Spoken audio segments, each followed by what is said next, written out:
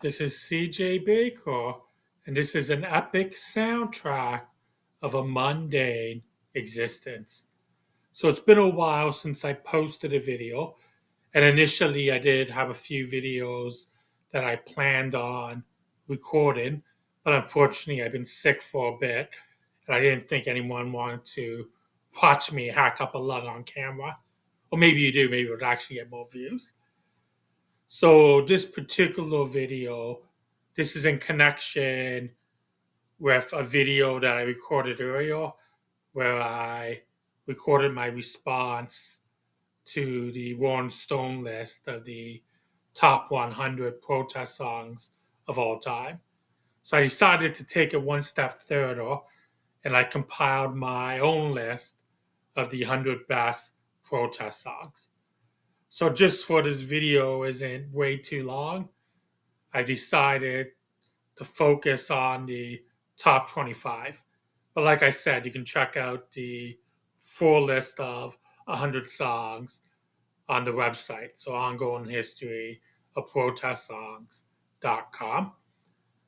So I did try to take an objective approach, which I realize is like an impossible task because music is inherently subjective. But I did have criteria I tried to use, which is explained on the website. But I consider things like messaging, like how well did the song convey its message. I consider things like cultural and political impact. And then I also looked at musical influence. Also on the list, I narrowed it down to 3 songs per artist. So, yes, there's a good chance that your favorite Bob Dylan protest song did not make the list. So we'll get straight into the top 25. So number 25, it's by The Clash. It's Straight to Hell, which was released in 1982. So of course The Clash, they have numerous protest songs that could have made the list. They were a very important socially conscious band. So this particular song is from the album Combat Rock. And like most of the great tunes by The Clash, it's a protest against social injustice. So the lyrics, they really do cover a lot of ground. Like it focuses on things such as the closing of Northern England steel mills and talks about American soldiers abandoning Vietnamese children that they fought during the Vietnam War. And it also explores different racial injustice. And of course, the song's also notable because it was sampled by MIA. So 24 by The Impressions, released in 1965. People Get Ready. And you could argue that this Curtis Mayfield pen tune is more of a gospel song than a direct protest song, but there's no denying that it became an anthem of the civil rights movement. So the lyrics also perfectly encapsulate the church roots of the civil rights movement.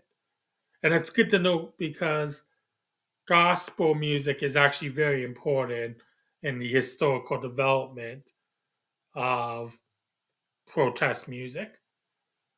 So this particular song, it's a galvanizing tune that still holds out hope for positive change. 23 by Buffalo Springfield, For What It's Worth, released in 1966. So this tune was written by Stephen Stills, and it was in connection with the 1966 Sunset Strip curfew riots. So the lyrics, they well convey the generation gap that was taking place, and it also discusses efforts to oppress those who did not conform to societal norms. So the lyrics ended up having a greater impact when they were adopted by the anti-war movement. So the song, it really did become an anthem of human rights that we expanded beyond eras, demographics, and specific movements. So that was song 23, For What It's Worth, Buffalo Springfield. So 22 by Crosby, Stills, Nash and Young, Ohio, released in 1970. So decades before social media, this was the 1970s equivalent to an immediate viral response. So Neil Young wrote Ohio in the wake of the May 4th, 1970 Kent State massacre when the National Guard unit referred to the song as Tin Soldiers. They opened fire on students protesting the U.S. invasion of Cambodia, which that situation it resulted in the death of what's referred to in the lyric as the four dead in Ohio. So the anti-Nixon, anti-war song, it was released in June 1970. So basically just shortly after the massacre took place. So it really was an immediate response, especially considering there was no social media. So yes, the song became a massive hit and it became a timeless counterculture anthem. So that's song 22. So number 21 by Aretha Franklin, Respect, released in 1967. So the song was originally written and first recorded by Otis Redding. And I think we could be reasonably certain that Redding's intention wasn't to compose a protest song. There was no political statement. But Aretha basically transformed the song into a timeless anthem of female empowerment. And one way she did that was with the addition of RESPECT, find out what it means to me. So even that little change, it enhanced the song. So she wasn't just simply asking for respect, she was demanding it. And it went beyond just within a relationship. Like it was a song that could easily be adopted by a whole variety of social movements. And it was a song that could be relevant for any marginalized group. So that's song 21, Respect by Aretha Franklin. And I also want to note that on the website, Ongoing History of Protest Songs.com, there's also a list of Aretha Franklin protest songs. So sometimes she's overlooked for her social commentary. And also, she had that gift that quite often, even with her vocals, she can turn a tune into a powerful social statement. So we now got song number 20, Which Side Are You On, by the Almanac Singers, released in 1941. So this tune was written by Florence Reese in 1931, and it was in response to a miners' strike in Harlan County, Kentucky. So this is commonly referred to as the Harlan County War. And the song, Florence rewrote it to support her husband, Sam, who was a union organizer for the United Mine Workers. So the tune also became popularized by the Pete Seeger led folk collective, the Almanac Singers. and it appeared on their album Talking Union. So really, the song continued to be an enduring labor anthem. So it's probably in contention of one of the most important labor songs of all time. So we now got song 19 by Nina Simone, For Woman, which was written in 1966. So composed by Simone, this riveting character study of four black women appear on a classic album, Wild is the Wind. So on the song, she effectively employs four common stereotypes to examine the long-term impact of slavery and systemic racism. So the tune also took on increased relevance when Jay-Z sampled it in his 2017 tune, The Story of OJ. So this song provided Jay-Z the perfect canvas to explore similar themes. So that's song 19, For Woman by Nina Simone. So song number 18 by Creedence Clearwater Revival, CCR. The song is Fortunate Son, released in 1969. So CCR's frontman, John Fogerty, he composed this classic tune in response to basically Nepo babies who never had to worry about being drafted. So this timeless anti-war anthem, it really transcends the Vietnam era. It also really makes evergreen statements about elitism, and it's a rallying cry for the 99%. So number 17, This Is America by Childish Gambino, released in 2018. So the provocative single and video for This Is America really could be considered a landmark moment in the history of protest art. And it's true, it's hard to separate the tune from the video, but even without those provocative visuals, the song still stands on its own as an impactful statement on the Black American experience. Like, for example, the lyrics express concerns such as gun violence and police brutality, and also by juxtaposing upbeat choruses with dark lyrics, it effectively contrasts the perception of being black compared to the reality.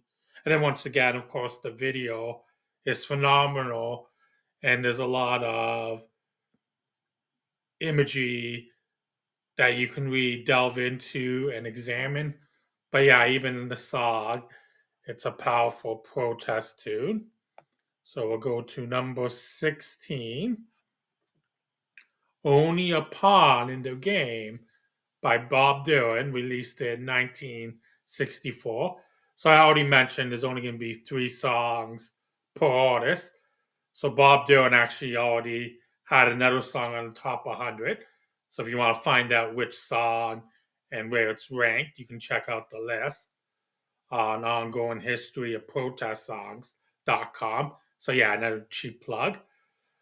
Um, but yeah, it's very difficult to choose which Bob Dylan songs, especially in the 60s, because he had a whole slew of classic protest songs. But yeah, this song, Only Upon the Game, Dylan wrote the lyrics to address the fact that Medgar Evers' murderer was merely a pawn, and he wasn't the only one who shared blood guilt. So it wasn't simply an isolated event, but it was systemic ideologies that needed to be conquered in order to win the rigged game of the system. So the song notably was also performed at the 1963 March on Washington. So this was the event where Martin Luther King Jr. gave his famous I Have a Dream speech. So we'll now get to number 15. So we got Rural Pigs by Black Sabbath, released in 1970. So this is a kick-ass anti-war tune by the Godfathers of Metal, and it's off their classic Paranoid album. So this is their sophomore album. And then the lyrics, it indicts the corporate war machine that profits off the blood of the poor. So this anthem of righteous indignation, it continues to be relevant. And according to the band's bassist, Geezer Butler, the song was made to show that war is the big Satan. So yeah, I think they definitely accomplished that. Mission accomplished. So we'll now go to number 14, Fuck the Police by NWA, released in 1988. So yeah, protest songs really don't get much more controversial and confrontational. And the lyrics, they definitely explore police brutality and racial profiling.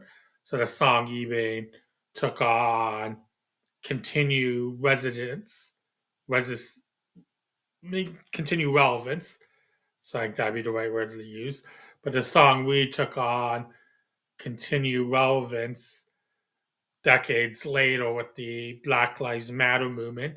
And you even had like football players like Colin Kaepernick taking the knee during the national anthem.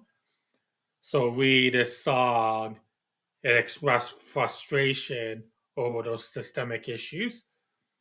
And yes, this rap classic, it's definitely one of the more notable entries in the canon of FU protest songs. So we'll move on to number 13, Paper Planes by MIA, released in 2007. So the initial motivation behind this tune was the challenges that MIA faced in trying to secure a US work visa. So she viewed her ethnicity as part of the issue, and she was even briefly on the US Homeland Security risk list in 2006 for political lyrics. So, with this particular tune, she takes on the issue of racial profiling and addresses the wrongful stereotypes that people have of immigrants. And she also makes effective use of sound effects like the gunshots and cash registers. So these sound effects also make powerful statements about greed and gun violence. And as already touched upon before, this song, of course, samples The Clash, Straight to Hell. So even though there may be genre differences, MIA clearly had that exact same punk spirit.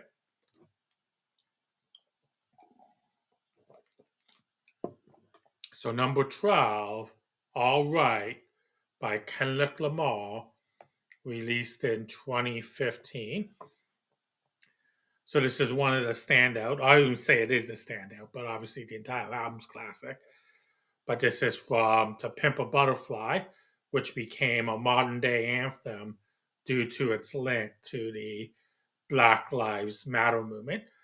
So, of course, many of the all time great protest songs feature lyrics that can be chanted, and the chorus of We Gonna Be Alright was regularly chanted at BLM rallies. And Lamar also provides insightful critiques on police brutality.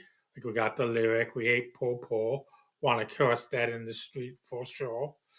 And then he also critiques a system that's built on broken promises. Like, for example, he makes reference to 40 acres and a mule.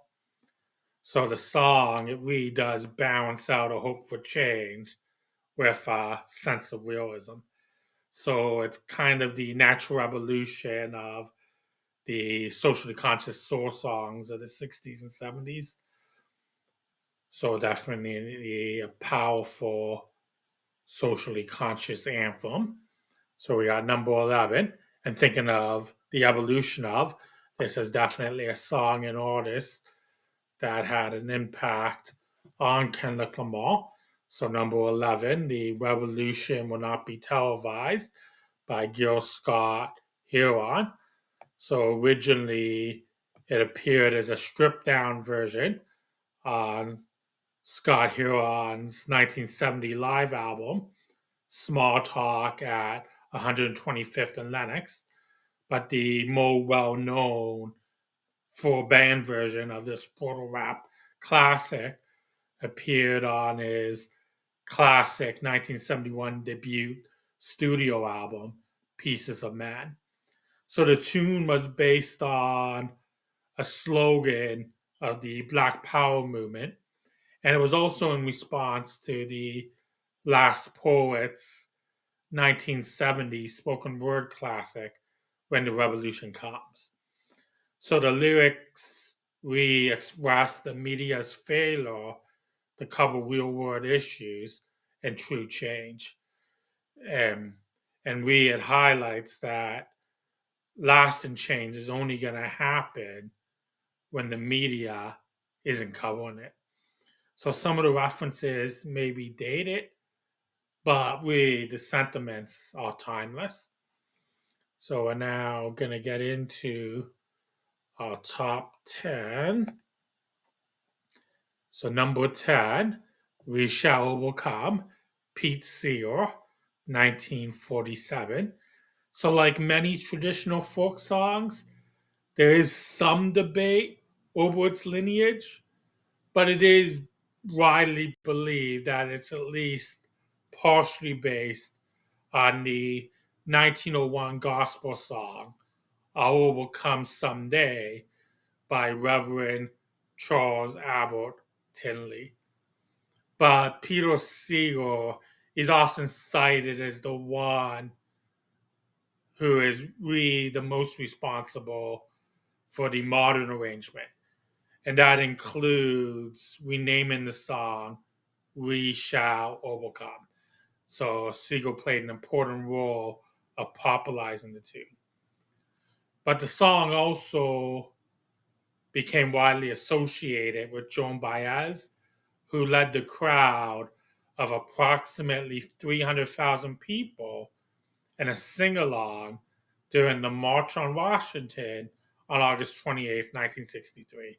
So, once again, this is the march where MLK gave his famous I Had a Dream speech. So, yes, this is a timeless standard, and it's probably one of the most well known songs associated with the civil rights movement. So, we're now getting to number 9. So, we got This Land Is Your Land, Woody Guthrie, 1940. So Guthrie composed this tune in response to the Irving Berlin pen tune, God Bless America. But instead of being a patriotic tune, the song was actually in protest of an unjust system of inequality. And some of the song's most powerful lines often get excluded. Like, for example, one of the lines is, there was a big high wall there that tried to stop me. Sign was painted. It said private property. But the backside, it didn't say nothing. This land was made for you and me. And there is versions of this that are recorded. Like the version I have in my article is Woody Guthrie singing those lyrics. But there's also additional lost lyrics that Guthrie never recorded. So those additional lost lyrics are, one bright sunny morning in the shadow of the steeple by the relief office, I saw my people. As they stood hungry, I stood there wondering if this land was made for you and me. So, variants of these verses have been included in versions by Pete Seeger, Bruce Springsteen, Sharon Jones, and the Dap Kings in My Morning Jacket. But yes, a powerful song that quite often people don't fully grasp the meaning of, but there's some powerful statements there. So we now go to number 8, Redemption Song by Bob Marley and the Wailers, released in 1980. So this is the concluding track on the last album that Marley ever released prior to his death. So really, it's impossible to have a more powerful final statement. Last track, last album before his death. So essentially, it's a solo acoustic Marley folk tune, and really, it's one of the most breathtaking songs ever written. Like I still get goosebumps when I hear it. So really, the lyrics explore how our thoughts can enslave us, and that we need to reject all hateful rhetoric to achieve true freedom. So we now got number 7, Mississippi Goddamn by Nina Simone, released in 1964.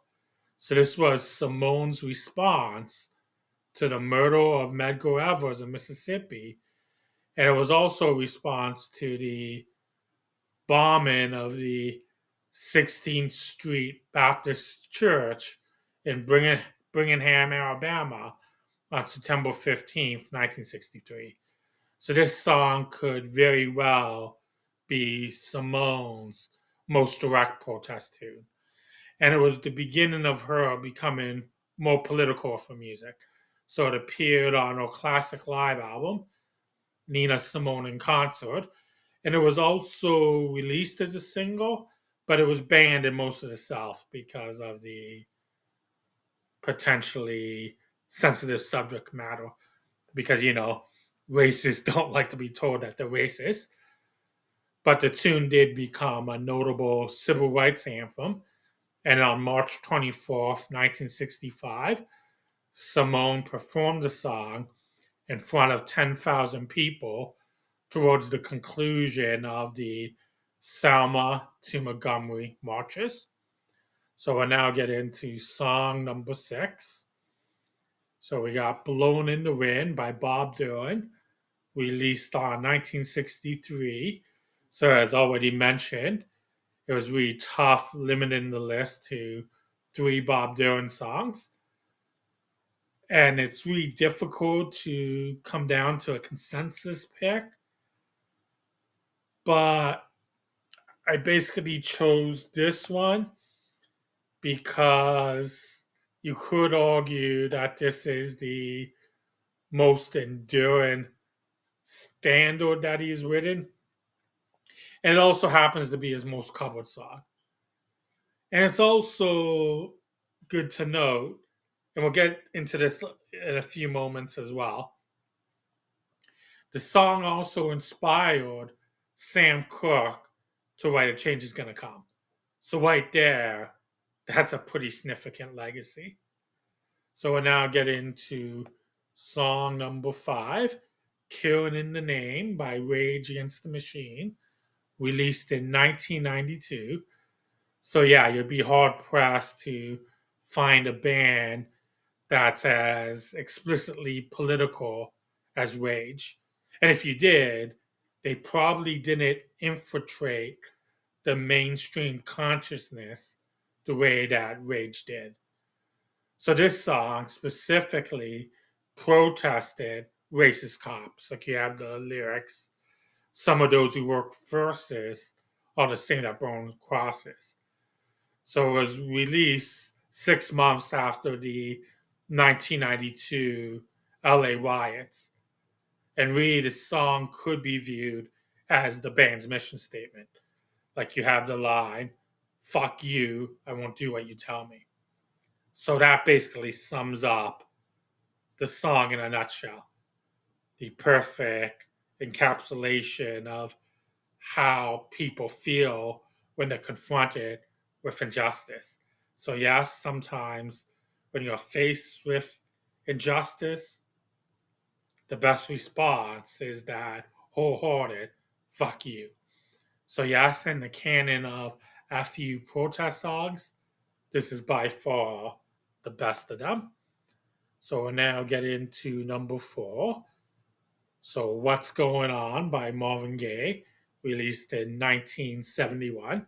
So, the juxtaposition of Rage followed by Marvin Gaye, you get to kind of see the whole spectrum of the different approaches to speaking out against injustices.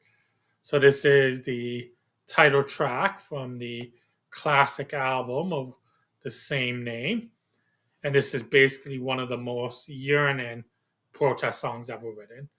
So the tune, it was co-written by the Four Tops, Ronaldo Benson, and Gaye. So basically, Benson's inspiration was the news reports of police brutality that was happening at student anti-war protests. But Gaye also added some additional scope to it because he had a personal connection. His brother Frankie was a Vietnam veteran who returned home, and Frankie was struggling to adjust to new realities. It's also good to note that Gaye even had to butt heads with Motown founder Berry Gordy to get the song released as a single. Because in Gordy's mind, he reviewed political music as commercial suicide. But thankfully, he stuck to his guns and won that battle.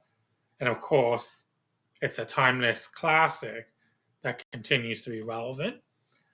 So we'll now get to number 3, Fight the Power by Public Enemy, released in 1989. So Public Enemy's Chuck D has referred to rap music as the Black CNN. And in connection with that, you could say that Fight the Power is an exceptional display of hard hitting reporting. So it was inspired by the 1975 Isley Brothers tune of the same name. And with the lyrics, Chuck D explores similar themes. So the song was composed for the classic 1989 film by Spike Lee, Do the Right Thing. And of course, that movie is a powerful movie that explores different aspects of racism. So the song was well suited to complement the message of the movie. Also, in 2020, Public Enemy released a remix version, and the song continued to be relevant in the wake of the BLM movement. And it continues to be relevant because you can extend the song message to any time that individuals are fighting against injustice, against the powers that be. So we now go to song number 2, A Change is Gonna Come by Sam Cooke. So we already touched upon this, but after listening to Bob Dylan's Blown in the Wind, Sam Cooke was inspired to compose one of the most important songs ever penned. So Cooke really felt that if a white man was able to articulate the struggles of black people, then someone who really goes through the daily struggles and really has personal experience with systemic racism, they should definitely be able to express that emotion.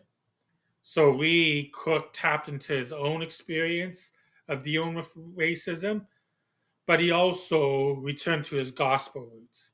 So the gospel roots we help turn this into a moving anthem of hope. So yeah, it's one of the most powerful, important songs ever recorded. So we got the number one protest song of all time, Strange Fruit by Billie Holiday, released in 1939. So this was in response to the disturbing news reports of public lynchings taking place in the South. So initially, this was the response from Abel Meeropol, who wrote the poem under the pseudonym Lewis Allen. And part of what inspired him wasn't just a news report, but there was a graphic photo of lynchings that really hit his heart. And he kind of emotionally felt compelled to write something about it because this was really disturbing to him. So he eventually set the poem to music, and the tune would eventually become widely associated with Billie Holiday. So you could definitely feel the pain in Holiday's vocals as she delivers the painful imagery of the lyrics. And it's also good to note that she had to fight to record it because of concerns from record companies and producers who feared the backlash from the southern states. And there was some backlash.